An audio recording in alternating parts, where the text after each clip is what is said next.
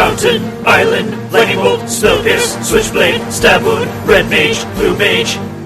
Disappointed in you. That's the typical state of things, I find. I'm not always disappointed. Stern disapproval.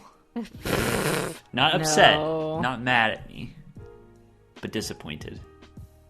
No. I almost said most often, yes. I was like, no, wait. Wow. I hear a bell going off right now. No, stop it. You stop it. Because you're the... Yeah, you're about to say something mean and nasty, weren't you? Yeah. All right. No. Well, that would be on brand, because this is Red Mage, Blue Mage, a Magic the Gathering podcast where we talk about all things Magic the Gathering. I'm trying out a new tagline. What do you think? I hate it. This is also like episode 500. If they don't know what we're talking about by now, wow. If they can't even understand how I speak. Woo. I mean, I struggle with that sometimes. I do too. No, we got to be thinking about new listeners all the time. New listeners starting in at episode 57? Have you never started an episode that late or much later? Of a talk show? Yeah. Yeah, all the time. I was going to say, of all the podcasts, a talk show is the time you would do that. Yeah, so you don't have to I suppose. New listener, if you are listening for the first time, don't worry about that backlog. Go back to it if you enjoy it, but you can just keep up with us now. Don't feel pressured. No, you should listen to all of it, because all of it's fucking gold. What are you doing to yourself just randomly picking episodes? Go to the very beginning! Start from the beginning! Listen now! Stop this episode! I wonder if we went back and listened to that first episode, I wonder how it would sound now. If we would be like, this isn't as good. I guess I would hope that would be the case. You would hope that it was good? No, I would, or bad? I hope that I would look back and be like, wow, we do so much better now. Like, we've grown and gotten better. I think we've probably actively gotten worse. We've declined. Yeah, I think that first 10 minutes was like, we'll never get that bad. We really did hit it pitch perfect. Oh well. Because these openings are long and stupid. Okay, all right. You know what? Next time, you're fully in charge of the opening. Every time we do this, you criticize the opening, and then I'm like, all right, take it away. And you're like, hey, it's the amber, it's the blue, oh no. Wow. All right, so... I have nothing to defend myself. I was going to say, why don't you introduce our segment here? What segment? I really wish that was a joke. I really wish I was joking. It's even worse because there's only one segment today. I also see myself out now. Please. Oh, God. We're just talking today. We're just talking about things we read on the internet in a debate? In a civilized conversation kind of way. Cue music. Once again, it's time for an academic debate between a civilized scholar and a homicidal brute. Let's begin. I'm really bad at podcasting. There's a soundbite for the highlight reel. Yeah. Okay. So we're going to talk about two different articles that we found. And we're going to look at yours first. This is hot off the presses. Okay, so let me just be clear. I haven't read this article.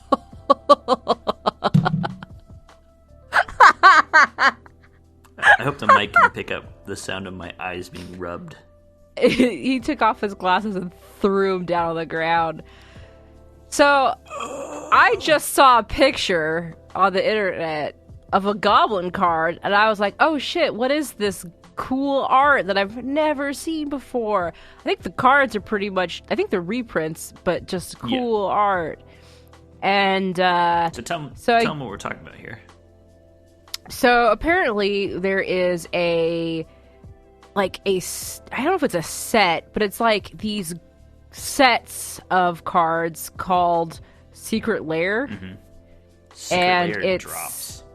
Yeah, which is just like taking existing cards and then like making them even more collectible by making cool art that you don't typically see in a Magic card. Right. So, like, there's one that's like, all cute kittens, which it's super cute. Right. So they're taking existing Magic cards, reprinting them, and doing art that's, like, interesting in some way, or, as you're saying, oftentimes, like, very not in line with normal Magic art. Yeah. Like, for instance, the Lenin War Leader has this ridiculously cute, like, cheetah-like pink, chubby, fat kitten flying in the air with his little fat toe beans out. Its claws. It's got this dagger. Got a crystal dagger in its mouth. So cute. And then there's, like, other kittens in the background that have, like giant eyes, and they're playing with butterflies. Oh, my God. Some cat tokens as well. Wow, some really cute cat tokens. Yep. That set's called OMG Kitties. Mm-hmm. And I think the one that I'm most interested in is the explosion sounds. Is that the right one with all the goblins in it? Yeah, that's what I want. Yeah, so describe this art style they use here. I don't even know how to describe this art style. Do your best. It's very cartoony and exaggerated. Yeah. I feel like this would be a style that you would see on some kid show with a lot of style. Very plainer features. I'm just looking at how good they are. Bright colors. And, just want them. I feel like the artwork here is like if you made Magic as like a little kid's game, you would see artwork like this. Yeah, it looks like a Nicktoons show. Yeah, exactly. But yeah, like, I really, really want this set. That'd be great for my commander deck. Yeah. Honestly. Especially if I retool it to be just Krenko. Oh, because I have Goblin Bushwhacker, Goblin Sharpshooter, Goblin King, I think Goblin Lackey, and the other one I can't Goblin Pile Driver. Yeah, the Goblin Pile Driver, yeah. Protection from Blue Goblin, even. They form a panorama when you put the art all together. Yes. It's beautiful. Now, do you want to spend $30 for five cards? Yeah.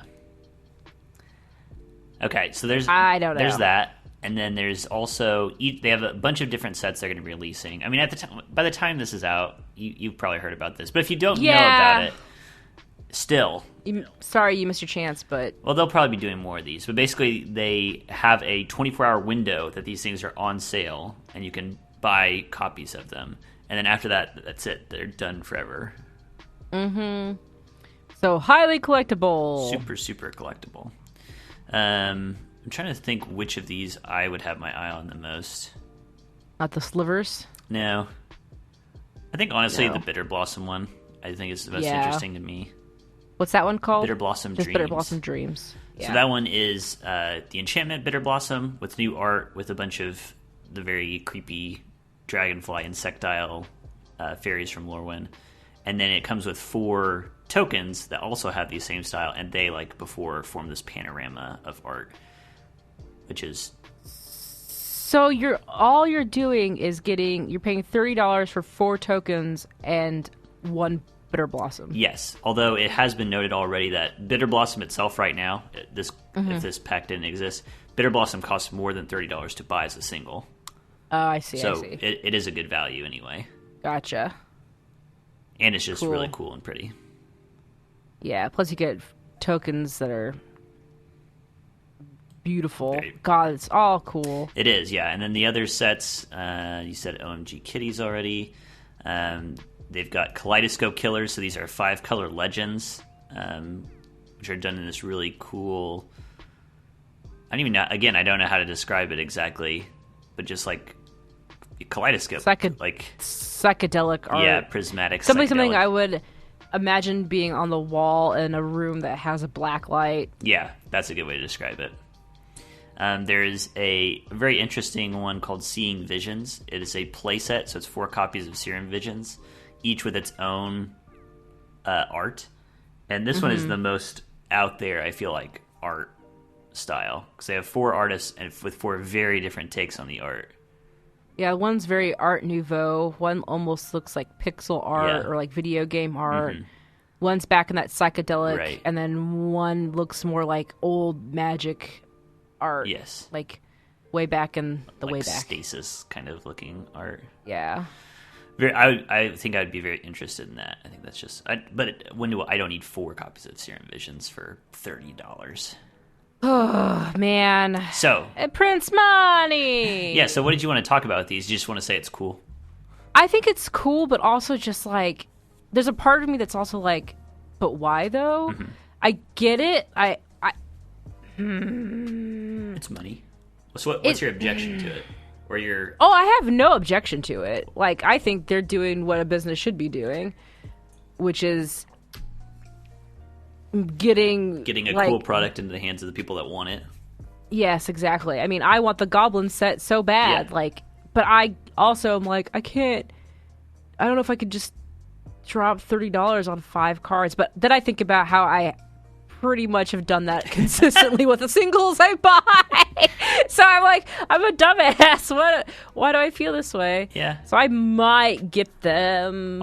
Honestly, one thing I did read about it that made me think a little bit is that this is kind of like local game stores aren't as keen on it, like because rather than buying singles from these game stores, like especially with the Bitter Blossom, you can basically buy a single from, or Serum Visions, you can buy singles from Magic, which cuts business from local game stores and Sure. other outfits.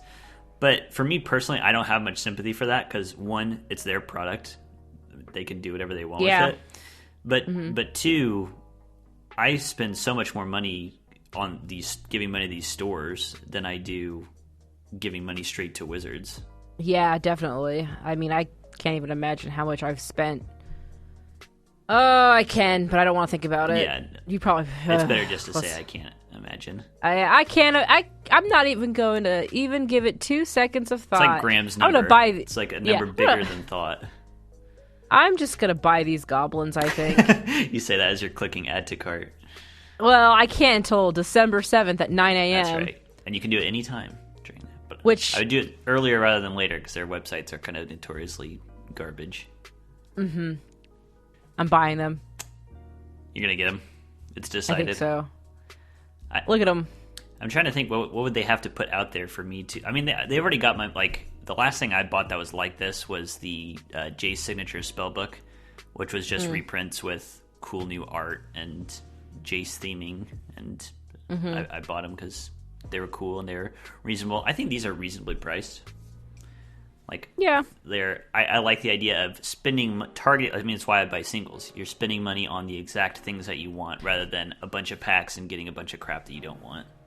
Yeah, I mean, if I retool my commander deck and make it so Krenko is the commander, oh my god, the shit that these goblins do for me.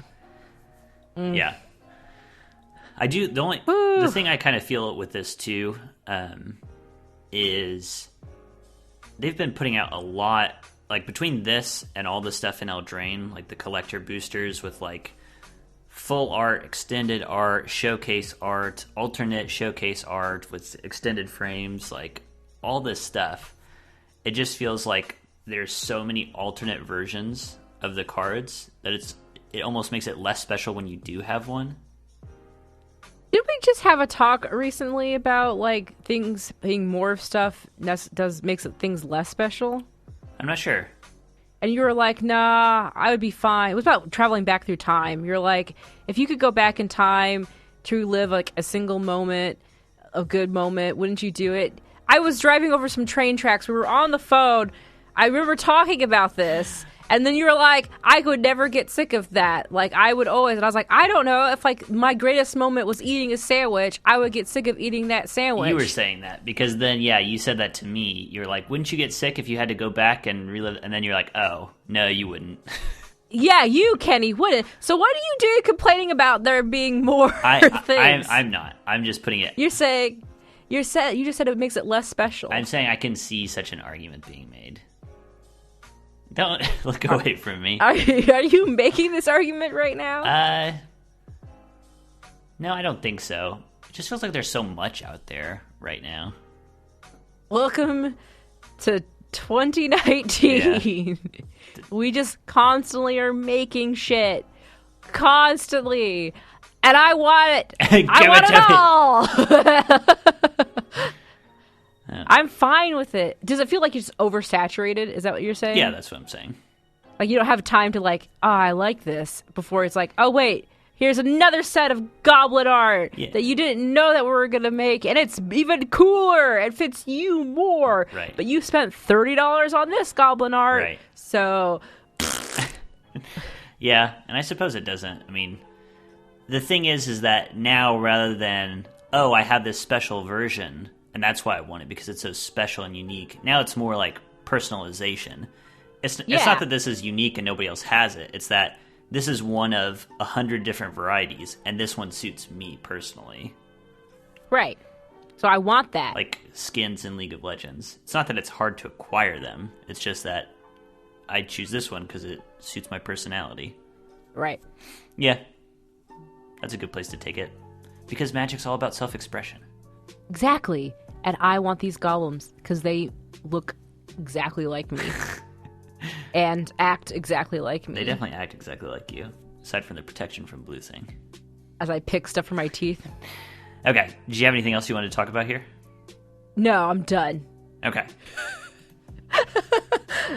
I'm done talking about this. Okay. Move on. Next topic. Then let us move on.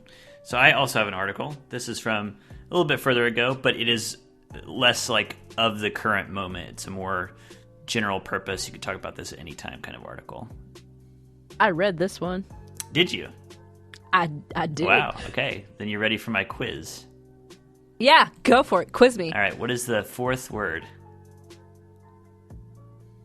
You're really trying to think of it. Is it EDH? No. Damn it. It's lot. So, anyway, this article, for the reader, if you want to follow along, this is on Channel Fireball. The title is, We Need to Get Better at Talking About the Power Level of Our EDH Decks, by Dave Kosin? Not sure how you pronounce his name. Here's the actual quiz. What is the thesis of this article? What's the point of it? When I read through it, I was like, this is... when was this article written? This is November 21st, 2019. Oh. It feels like right now there is a lot of topics going around in general in a lot of gaming spaces about just better communication in general. Like managing expectations and, hey, I want to play this kind of game, so let's do this kind of game, and then we'll be happy and we won't be mad and frustrated. Mm-hmm. That to me is what this article was, and it's not just in Magic and specifically Commander stuff, but I just see it in video game stuff, in role-playing games, board gaming, all of it. It's like people just need to get better at like communicating, knowing what they're feeling, what they want, and being able to express, and what they expect, and then be able to express it in a way that is not destructive. Yeah. There, that's a synopsis of that article. Right. That's sort of like the big picture. And then specifically with this article, it's talking about the experience of sitting down with people that you don't normally play Commander with, which we all do occasionally if you play Commander. Mm-hmm. And or even people you do know sometimes, and being like, so for example, we talked about this exact issue at Roll Plus Con. You sit down with some people, we are familiar with each other, we bring our decks, and some people are running jank, some people are running like sort of moderately tuned kind of thematic decks, some people are running highly tuned, highly efficient things. Somebody comes to the table, and that's the experience this article talks about. Somebody comes to the table with like some of the most powerful cards in the game. And the experience he talked about was people either just not communicating what the experience was going to be, or communicating poorly. Everybody says, he talks about this idea that if you ask anybody to rate their Commander deck out of 10, how powerful is it? Everyone will say 6 or 7. 7, yeah. Which is so true. Who's going to come and be like, this is a full 10? Yeah, but then he also makes a good note of like, or 6 and 7 in your play group. Right. it might be in your play group because that's what you guys all play, but it might not be. And I really liked, actually, I felt really bad for him. The story that he gave was so frustrating. I felt so bad because it's like, what were the 3 cards? It was Winter Orb, my fucking asshole card, Stasis, and then what was the other Static one? Orb. Static Orb. Just another Winter Orb kind of effect. God! And so it was like they were playing a 4 person at some game. At some tournament or some event. Yeah, some event because they were being timed. Right. There was a judge and everything. 1 hour goes by and the board state is just locked. And 2 hours go by, still locked. 4 hours, and it was like still nobody could do anything. Right. And they found out that he didn't even have a win condition. Right. He just had a fucking asshole deck. That's what I was going to say. As far as the story goes, I guess it's fair to say that he had this dude with the Orb Stasis deck. His power level was quite high, but it's not a very good deck, it doesn't sound like. No. He's just trying to be a shithead. Yeah, it's like, we're just not going to play Magic. Right. I'm just going to make you sit here and be angry at me for 3 hours, and we're just not going to play. Right. We're just going to just sit here. Right. Like, that's... I'm sure in this... And I'm not even trying to win. I'm sure... I don't even have a win condition. I'm sure in this player's head, this quote-unquote asshole player, in their head, I'm sure they're just like, this is funny, this is hilarious, like, we're troll. This deck doesn't even really, because I've built, bad decks where I get a laugh out of, this deck sucks, this deck doesn't do anything. Yeah, sure. I'm sure he got a laugh out of, this deck doesn't even do anything, it just stalls everything out, ha ha ha, and there's not even any way to win. It's like, yeah, but in practice, that's not funny or cool. And especially if you're going into a group who, 1, don't know you at all, 2, we're expecting to play in a tournament, so that means, hey, you're competing. Right. Let's try to progress towards a victory. Let's try and somebody win. Right. And then you get this person, and it's like, what are you fucking doing here? Yeah. I would be just as pissed off. I would have just left. Right. I'd have been like, I forfeit. Concede, I'm out. I concede. I'm out. I'm scooping. I'm gone. I'm out of here. Yeah. Not worth your time. Because F this. Not worth my time. And I would have been like, this probably wasn't the best deck to bring to a tournament. Yeah. I wouldn't. What were you... Why? I wouldn't do that. That person is communicating to me, that person's communicating to me, I am an asocial psychopath, and I'm here to destroy civilization. It's like, I don't actually want to talk to you anymore. Yeah, you're right. I probably shouldn't waste my breath. Yeah, exactly. So, he kind of makes the point with that thing, how powerful is your deck on a scale of 1 to 10? Everybody says 6 or 7. He's basically saying that trying to put a number on it is pointless. I mean, I thought about it too. I stopped reading the article when he was like, well, if you assign point values to cards, but it's like, that is one you could try 20 years later. But then the next thing is, just because you have high level cards, like you said, in your deck doesn't necessarily mean it's a good deck or competitive or whatever. And we should say, he puts that idea forward of putting numeric values on individual cards as a way to say this won't work. He wasn't actually suggesting that. Yeah, he literally was like, it's kind of just to say how silly it would be. Yeah, and how cards that are garbage or not very good on their own in the right context suddenly become completely busted and ridiculous. Mm-hmm. Yep. And so ultimately the last section of his article is called "Use Our Words," and basically he's saying exactly what you were saying. It's about communication. So recently I bought, and I'm making my way through Good Society, the role-playing game, and there are huge sections in that about the same thing you're talking about, this trend in games of better communication. And the beginning of the game, there's a section of the play portion, and you've played this game as well, that's centered on collaboration, making sure we're all on the same page. What kind of experience do we want out of this? The one thing I think I might add to this article, because he's basically just saying, let's just talk about it. Let's actually do some communicating, which I think is good. I think I would add to that there probably are some specific things that you could bring up when you're talking about your decks and their relative power levels to get a better feel rather than just saying it's pretty powerful or whatever. Yeah. I think you could do things like, do you have any infinite combos in your deck? Yes. Are they 2-card infinite combos? Are they 3-card infinite combos? How many tutoring effects do you have in your deck? Right. Because I think for me, that's a very big thing. Like, I'm wary of playing against other decks that just tutor over and over again. Because those, I think, are going to be the most consistent, most, high-level decks that you're going to play against. Because they're typically looking for specific pieces when you're tutoring. Right. Yeah. I think you should also, when you sit down to play with somebody you haven't played with before, you should say, how do we feel about Soul Ring? Like, do we want to play with Soul Ring?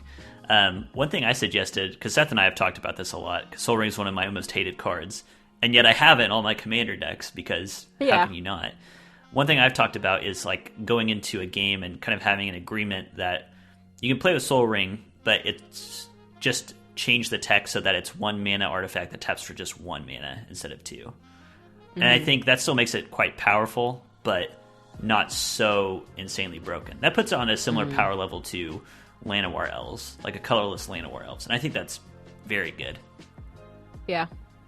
So I think that there are probably a number of specific things that you could bring up with any new group and actually find out.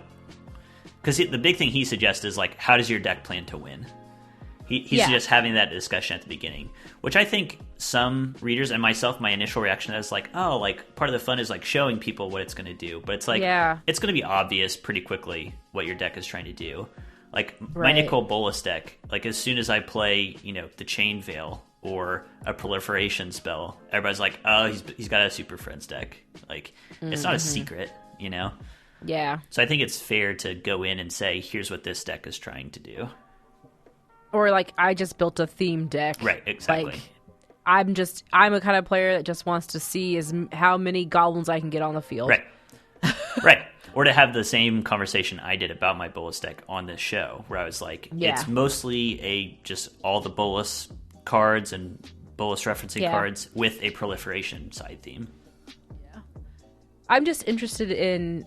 I personally am excited when I see articles like this, or we just need to talk better. We just need to communicate better, because I feel like that is the usual culprit in a lot of problems. A lot of interpersonal problems. Is just this complete miscommunication, and especially in the communities that we dabble in.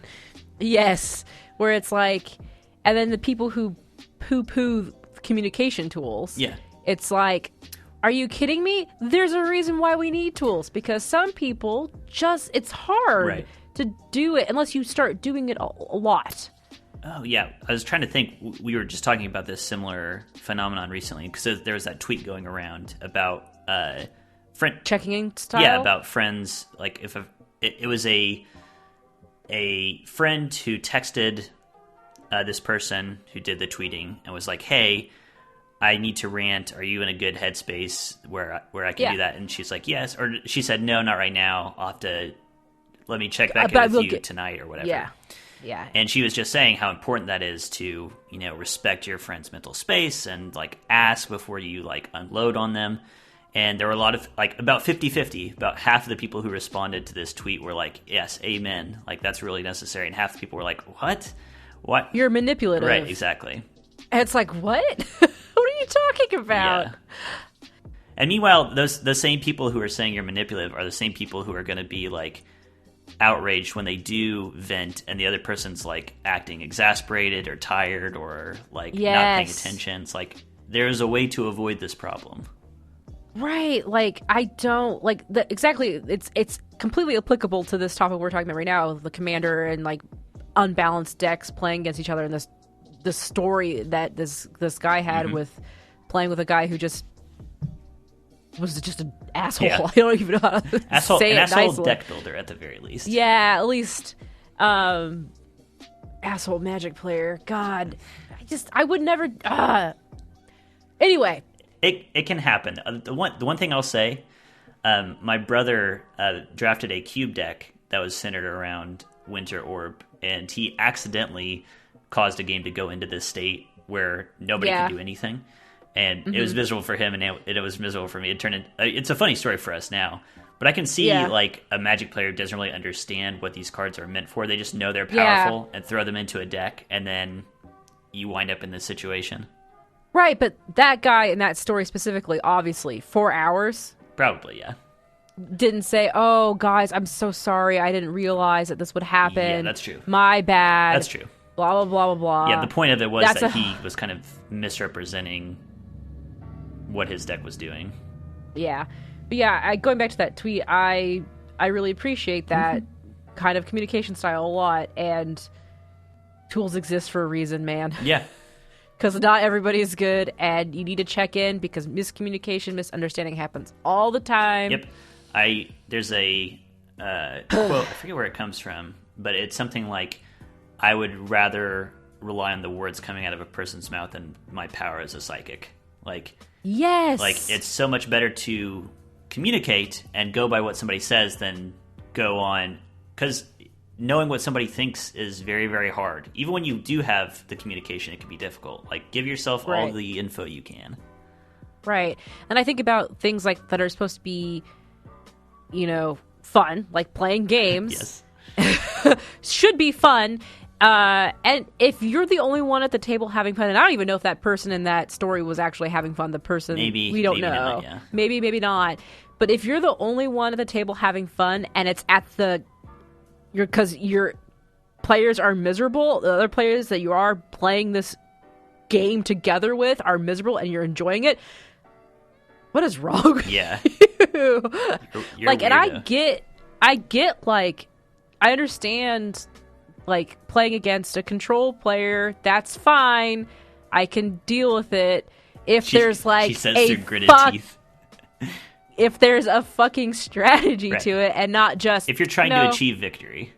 Yeah, that's fine. Right. That's a legit way. Right. But just no, we're not going to do anything. Right. Yeah. I mean, I say, I'm a control player. When I go against a good control deck, I feel the same feelings of frustration. It's like, God damn it, just let me play this game. But those decks are preventing you from playing so that they can win, so they can do something, Yeah. But even imagine, I think this article and its point would still stand if that guy had the same deck and he did have some slow, grindy way to achieve victory. Yeah. There still would have been that power differential. There still would have been a total mismatch between what this player wanted to do and what all the other players wanted to do. And that's the big point. Right. Yeah. So talk to your friends and talk to the people you play with and just ask questions. Yep. And I think it's good to ask, this article suggests asking what each deck is aiming to do. I think asking about tutors and infinite combos is a good idea. I think setting a soul ring policy is also a good idea. Mm-hmm. And there are probably some other ideas. If you guys should hit us up with other suggestions for good baseline questions to ask when you sit down to play a game of Commander, where you don't know what the other person's going to bring. Exactly. All right. Well, good talk. Good couple of talks, I guess. Yeah. If you guys have suggestions for other topics you'd like to hear us discuss, you can email us, redmagebluemage@geekspective.com. You can tweet @redbluemtg. I'm on Twitter @Wolfmere. And I'm on Twitter @Rocketorca. Wow, I remembered my Twitter handle. Good for me. Way to go. Until next time, I'll be representing Counterspell. And I'm trying to come up with something. It's not working. I've got shit. I ain't got shit this time. Goodbye, everybody. I ain't got shit this time. Bye.